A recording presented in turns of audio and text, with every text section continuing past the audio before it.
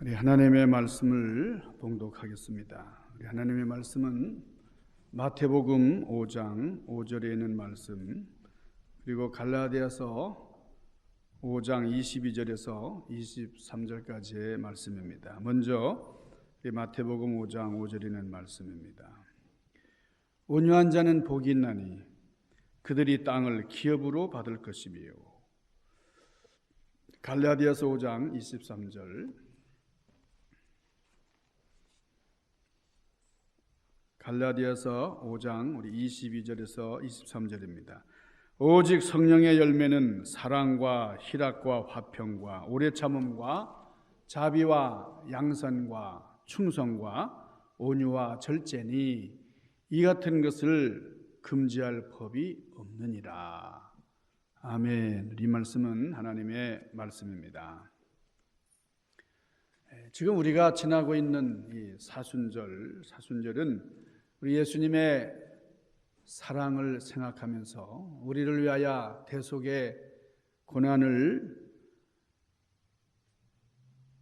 지신 우리 주님의 헌신과 사랑을 생각하며 지나는 그런 절기입니다. 우리 이 절기에 우리는 주님의 성품을 닮아가기를 소망하고 또 주님의 뒤를 따라가기를 소망하는데, 우리 주님의 성품, 여러분, 이 성품이라고 하는 것, 이 사람의 성품은 혼자 있을 때 드러나는 게 아니고 다른 사람과의 관계에서 드러나는 그 사람의 실제 모습입니다. 사람의 성품은 반드시 상대방과의 관계를 통해서 나타나게 되어 있습니다. 홀로 있을 때는 성품이 나타나질 않아요. 성품을 숨길 수도 있습니다. 그렇지만 다른 사람과의 관계 속에서는 이 성품을 숨길 수가 없어요. 자, 골방 안에 있을 때는 얼마든지 너그러워질 수 있습니다. 그런데 우리가 밖에 나올 때는 항상 이 너그러운 것 같은 내 성품이 그렇지 못하다는 겁니다. 골방 안에 있을 때는 원수조차도 다 용서할 수 있을 것 같아요. 그렇지만은 밖에 나와서 상대방과의 관계를 통해서 용서하라 그러면 이게 참 쉽지가 않습니다. 그러니까 이 성품이라고 하는 것은 우리가 혼자 있을 때 나타나는 게 아니고 바깥으로 나와서 문을 열고 바깥에 나와서 다른 사람과 대면할 때 나타나는 그 성품이 진짜 나의 모습이다 하는 겁니다. 그러니까 혼자 있을 때에 내가 누구인가 하는 것도 중요하지만, 그러나 다른 사람과 함께 있을 때에 내가 누구냐 하는 이것이 참으로 중요하다는 거예요. 자, 우리 주님의 성품이 온유라고 하셨어요. 나는 온유하고 겸손하니, 주님이 그렇게 말씀하셨습니다. 그리고 너희들도 나를 닮아서 온유하라 이렇게 말씀을 하셨습니다. 자, 우리는 예수님의 성품을 적극적으로 닮아가야 되고 이 온유함의 역사가 있어야 되겠는데, 갈라디아서 5장 22절에서 23절까지의 말씀에 보면은 성령의 9가지 열매가 나옵니다. 오직 성령의 열매는 사랑과 희락과 화평과 오래 참음과 자비와 양선과 충성과 온유와 절제니 이 같은 것을 금할 법이 없느니라 이렇게 말씀을 하십니다. 자, 이 성령의 9가지 열매, 중요한 이 열매 중에 온유함이 있어요. 마태복음 11장 29절에 우리 주님이 말씀을 하십니다. 나는 온유하고 겸손하니. 주님께서는 이 주님의 인격, 주님의 성품을 설명하실 때에 나는 온유하다, 나는 겸손하다 그랬었어요. 그러면서 오늘 성령의 9가지 열매를 우리가 봤습니다만, 우리가 열매 맺기를 주님께서는 원하시는데 특별히 온유의 열매를 원하시는 이유는, 이것은 우리 자신을 위한 거예요. 우리 자신이 온유해야 우리가 온전히 살 수가 있습니다. 우리가 돌멩이를 벽이나 유리를 향해서 던지면은 이게 깨지거나 상처가 남습니다. 그런데 이 같은 돌멩이지만은 물에다 던져보세요. 물에다 던지면은 흔적도 없어요. 왜야? 왜 그러는가? 물은 부드럽기 때문에요. 벽이나 유리는 단단하기 때문에 깨지고 상처가 남지만은 물은 부드러우니까 그냥 다 흡수해 버립니다. 우리의 마음도 그렇다는 거예요. 우리의 마음이 너무 강하면 상처받기 쉽습니다. 그런데 마음이 온유하면 다 흡수합니다. 우리 자신을 지키고 보존하기 위해서라도 우리의 마음밭을 부드럽게 만들어야 됩니다. 부드러운 마음, 온유한 마음. 그래서 에스겔서 36장 26절에 보니까 또 나의 새 영을 너희에게 주노니, 자, 내가 너희들에게 새 마음을 준다, 새 영을 준다. 너희 육신에서 굳은 마음을 제거하고 부드러운 마음을 줄 것이다, 이렇게 말씀하셨어요. 우리 주님께서 우리에게 부드러운 마음을 주시겠다. 여러분, 거친 돌들을 아주 부드럽게 만드는 것, 이거는 날카로운 정이 아니고 날카로운 칼로 그렇게 다듬어진 게 아니고 오랜 세월 동안 여러분 물이 부드러운 물이 오랜 세월을 거쳐서 그렇게 부드러운 조약돌을 만든 거예요. 여러분, 백사장 같은 데 가보면, 저 바닷가에 가보면 돌이 아주 동글동글하잖아요. 조약돌. 그렇게 만든 것은 이게 다 물방울이 그렇게 만든 거예요. 전혀 모가 나지 않도록 부드러운 조약돌을 만든 것은 부드러운 물방울이다. 자, 오늘 주님께서 우리 마태복음 5장 5절에서 이렇게 말씀하십니다. 마음이 온유한 자는 복이 있다. 그 사람들은 땅을 기업으로 받는다 그랬어요. 마음이 온유한 자는 땅을 기업으로 받는다 그랬는데요. 땅을 기업으로 받는 사람은 힘있고 강한 사람이 아니라 온유한 사람 그랬어요. 어느 시대든지 좀 강한 사람이, 힘 있는 사람이 복을 누리는 것 같고 땅을 차지하는 것 같은데, 그런데 우리 주님께서는 온유한 자가 땅을 차지한다 그랬어요. 여러분, 실제로 그렇습니까? 힘 있는 자가 땅을 차지하는 거 아니에요. 어떻게 온유한 자가 땅을 차지합니까? 그런데 실제로 여러분, 창세기 26장에 보면은 여러분, 이삭은 한없이 온유한 사람이었어요. 그러니까 이민해서 사는데 이 블레셋 사람들이 그냥 이삭이 땅을 파면 와서 그 우물을 차지하고 말이죠. 우물을 뺏고 그럴 때마다 이삭은 양보하고 너무나 온유한 이삭이었어요. 양보하는 삶을 계속 살았는데, 그러나 이삭은 나중에 어떻습니까? 하나님께서는 넓은 르호봇이라고 하는 그 르호봇에서 번성하는 축복을 누렸다. 이삭은 엄청난 갑부가 되었다 그랬어요. 여러분, 요셉은 어떻습니까? 요셉은 팔리움을 당하고 배신을 당하고 음모에 희생되고 그렇게 억울하고 힘든 정말 고통스러운 삶을 살았지만은, 그러나 요셉은 온유함을 잃지 않았어요. 막 복수의 칼을 갈고 막 그렇게 하지 않았어요. 그랬더니 요셉은 나라 전체를 관할하는, 여러분, 총리 대신이 됐어요. 엄청난 땅을 관리할 수 있는 그런 땅의 주인이 되지를 않았느냐. 여러분, 이런 사실들 우리가 생각해 보면서 그렇구나, 온유한 자가 땅을 차지하는구나. 우리 온유한 사람은 새 하늘과 새 땅의 주인이 될 수 있어요. 온유한 사람이 얻는 그런 복에 대한 원리가 있습니다. 이런 복을 90대 10의 원리다 이렇게 얘기를 하는데요. 이게 무슨 원리인가 하면은, 이 세상에 일어나는 사건들 중에 10%는 내가 결정하는, 내가 하는 일의 결과물입니다. 그렇지만은 이 90%는 반응에 의해서, 내가 어떤 반응을 보이느냐에 따라서 결정된다는 거예요. 그러니까 10%는 나에게 일어나는 그런 사건들로 결정이 되고 90%는 그 사건에 대한 내 반응으로 말미암아 결정이 된다는 거죠. 그러니까 자, 사람들은 자신에게 일어나는 그 10%는 절대 통제하지 못한다는 거예요. 자, 예를 들겠습니다. 여러분, 딱 운전하러 가는데 자동차가 갑자기 서요. 이건 내 인력으로 어떻게 할 수 없습니다. 비행기를 탔는데 비행기가 연착이 됐어요. 이건 내 마음대로 할 수 있는 게 아니잖아요. 내가 세심하게 신경을 썼지만은 어쩔 수 없는 거예요.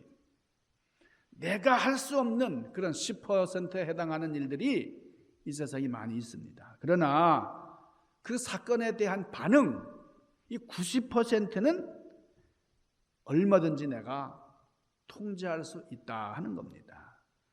여러분, 내가 신호등을 조작할 수는 없지만은 그 신호등을 보면서 통제하는, 내 마음을 통제하는, 여러분, 이런 반응은 얼마든지 가능한 거예요. 자, 예를 하나 들어볼까요? 자, 우리 아침 식사를 합니다. 우리 가족들과 아침 식사를 하는데 딸이 커피를 쏟아버렸어요. 딸이 실수를 해가지고. 그래서 내 양복에 커피가 묻었어요. 아니, 그 아빠가 지금 이제 회사에 출근을 해야 되는데 그 양복이 더러워졌으니까 그 어떻게 됩니까? 거기에 대한 반응, 그 반응에 따라서 그 하루 일과가 얼마든지 좋아질 수도 있고 나빠질 수도 있다는 거예요. 자, 이런 일을 당하니까 아빠가 화를 내고 딸을 혼내줍니다. 그 딸이 막 울어요. 그러니까 이 아빠가 급히 옷을 갈아입어. 근데 딸이 울고 있어요. 그러다 이 딸이 학교에 늦은 겁니다. 그러니까 스쿨버스가 그냥 지나고 말았어요. 스쿨버스를 놓쳤습니다. 그러니까 이 아빠가 할 수 없어 이 딸을 차에 태워가지고 학교까지 데려다 줬어요. 그러니까 시간이 늦었어요. 회사를 가는데 과속하게 됩니다. 과속하고 스피드를 내다가 그만 교통경찰한테 딱지를 뗐어요. 그러니까 얼마나 회사에 도착해 보니까 20분이나 지각을 한 겁니다. 회사에 지각을 했는데 서류 가방, 급한 서류 가방을 또 집에 두고 왔어요. 이 아빠의 하루가 엉망진창이 되고 말았어요. 저녁에 집에 가보니까요, 와이프가 입이 이렇게 부어있어요. 딸이 그냥 뽀르퉁해 있습니다. 왜 이렇게 나쁜 하루를 보냈어요? 커피를 쏟아서입니까? 딸 때문입니까? 그 상황에 대한 나의 반응 때문에 그런 거죠. 자, 아빠가요, 아침에 딸이 커피를 쏟았어요. 이 사건에 대해서는 통제할 수 없습니다. 그렇지만은 얼마든지 여기에 대한 반응은 통제할 수가 있습니다. 이럴 때 온유한 사람은요, 온유하게 반응을 한다면 어떻게 할까요? 커피가 자기 양복에 쏟아졌어. 딸이 막 어쩔 줄 몰라요. 그러면 야, 괜찮아. 그럴 수 있지. 다음부터 조심해. 뽀뽀해주고 말이에요. 그리고 차분하게 옷을 갈아입고, 그리고 서류 가방을 들고 나오면은 딸이 통학복 세우면서 아빠 안녕히 다녀오세요. 우리 손을 흔듭니다. 그리고 회사에 도착해 보니까 한 5분 일찍 왔어요. 그래서 동료들을 반갑게 맞이하면서 즐겁게 하루를 지낼 수가 있었어요. 여러분, 이 온유한 반응, 우리가 똑같은 사건을 만나서도요, 온유한 사람과 격한 사람의 그 반응이 너무너무 다릅니다. 여러분, 온유한 사람이 복 있는 사람이에요. 온유한 자는 땅을 차지할 수 있습니다. 여러분이 온유라는 뜻을 살펴보면은, 자, 첫째로 이 온유라는 뜻이 뭐냐? 히브리어로는 아나바. 이 아나바라고 하는 말은 낮추는 거예요. 근데 낮추는데 무서워서 낮추는 게 아니에요. 스스로 내가 먼저 자원해서 낮추는 거예요. 상대방이 누군지를 알기 때문에 내가 먼저 낮추는 거예요. 이것이 아나바. 온유라는 게 뭐라고요? 내가 스스로 낮추는 거예요. 온유라는 건 높아지는 게 교만하고 거리가 먼 겁니다. 그리고 또 온유라고 하는 말을 헬라어로는 프라우테스라는 말은 길들이다라는 뜻이에요. 길들이다. 옛날에는 벌판을 질주하던 이 야생마들 얼마나 거친지 몰라요. 근데 야생마를 붙잡아 가지고 길들입니다. 그러면 이 야생마가 얼마나 힘이 센지 말이죠. 주인에게 그렇게 고분고분하고, 이 야생마가 길들여지면 그렇게 헌신적으로 일을 한다는 거예요. 이렇게 순해진 말을 프라우테스 말이라 그렇게 불렀습니다. 또 이 사나운 맹수를 훈련시켜 가지고 이 맹수가 주인한테 고분고분할 때 그때를 프라우테스, 온유한 상태다 이렇게 얘기를 했어요. 그러니까 본능적인 행동을 통제하고 억제할 수 있는 힘, 길들여진 힘, 이것을 뭐라고 한다고요? 이것이 온유함이다 그런 거예요. 그러니까 모세가 이 세상에서 온유하다는 말은 성경에 있지만 모세는 하나님께 길들여졌다. 야생마 같던 이 모세가 참으로 통제하는, 스스로 주님 앞에 복종하는 그런 사람이었다 그런 말이죠. 그러니까 우리가 유익한 목적을 위해서 길들여진 상태, 이것이 온유다 하는 거예요. 그러니까 성경에서 이 단어를 사용할 때는 스스로 통제하는 능력만을 의미하는 게 아닙니다. 이것은 선한 목적에 사용되는 통제를 말하는 거예요. 하나님의 뜻에 의해서 사용되는 그런 길들여진 모습, 통제되는 모습, 이것이 바로 온유함이다 그런 거예요. 만약에 말이죠, 훈련되었다고 하는데 이 맹수가 훈련되긴 했는데 그건 도둑질하는 데 인용이 되고 또 사람 죽이는 데 사용된다고 하면 그거 온전한 거겠어요? 그건 온유함이 아닙니다. 길들여졌다 할지라도 이게 선한 목적에 온전한 하나님의 뜻에 사용되는 이것이 온유함이다 그 말이에요. 자, 두 번째는요, 자, 어떤 환자가 아주 심하게 아주 열이 오릅니다. 몸에 열이 오르고 몸과 얼굴이 벌겋게 되었을 때에 이 열을 진정시켜 가지고 온도가 정상으로 내려왔을 때, 정상이 되었을 때 그 상태를 온유해졌다 그렇게 얘기를 했어요. 이게 무슨 말이냐면 다스려졌다 그런 뜻입니다. 자, 온유가 무슨 뜻이라고요? 온유는 다스려졌다 하는 뜻이다 그 말입니다. 자, 지금 우리 몸의 온도는 36.5도가 정상이에요. 근데 여기서 너무 높이 올라가거나 너무 열이 내려가면 이건 문제가 됩니다.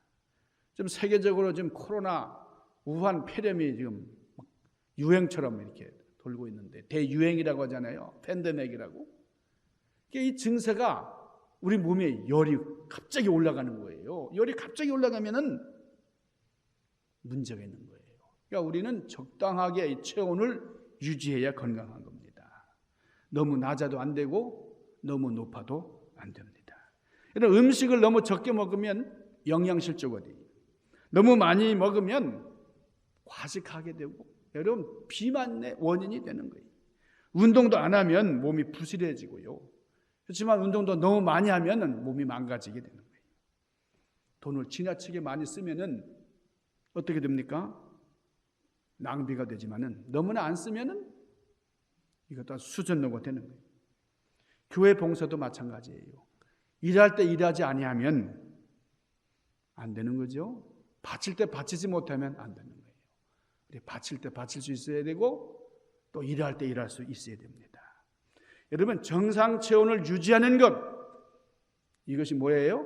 이것이 온유한 것이다 그랬습니다. 그렇기 때문에 여러분, 단어의 의미를 우리가 정리하자고 하면은 자신의 본능을 잘 통제할 수 있는 사람, 자신의 본능을 억제할 수 있는 사람이 온유한 사람이에요. 자신이 가진 몸을 정말 유익한 곳에 사용할 줄 아는 그런 성품이 온유한 사람이다. 여러분, 사나운 맹수들이 여러분 사냥할 때 한번 쩌렁쩌렁 그냥 여러분, 이 사자가 포효하면은 산천이 막 떨어요. 호랑이가 그냥 그 계곡에서 그냥 그러면 말이죠, 간담이 서늘해집니다. 그런데 그런 맹수들이 말이죠, 자기 사랑하는 새끼를 입으로 물고 옮길 때는 그 날카로운 이빨을 얼마나 부드럽게 무는지 말이죠.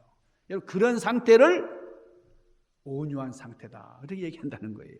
여러분, 힘 있는 사람이, 엄청나게 힘 있는 사람이 어린 아기를 이렇게 안고 있는 그런 모습이 온유한 모습이다. 그런 거예요. 그러니까 온유라고 하는 말은 한없이 나약하고 한없이 부족한 것이 아니고, 온유는 강하지만은 그 강한 힘을 통제할 수 있고 다스릴 수 있는 그런 힘이 온유한 것이다. 그 말이죠.